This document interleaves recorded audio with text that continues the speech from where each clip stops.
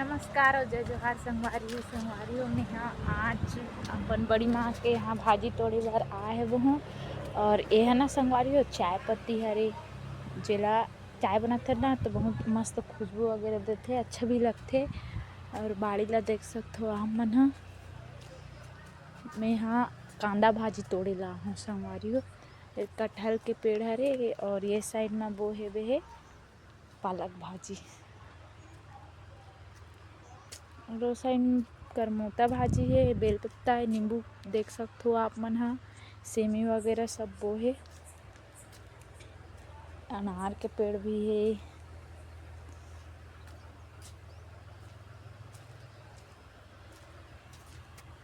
ये बाथरूम बना है शायद नहाए खोरे बर। और ये हरे भाजी कांदा भाजी संगवारी हो देखत हो आप मन हा। मैं कौन सी तरफ से जाऊँ, ये तरफ से जाता हूँ।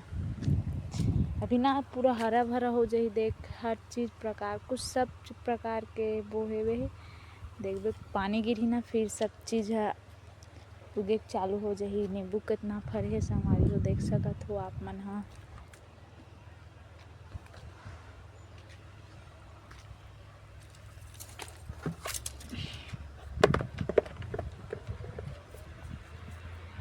अरे भाजी जो कि महिला तोरे बरा हूँ संगवारी हो।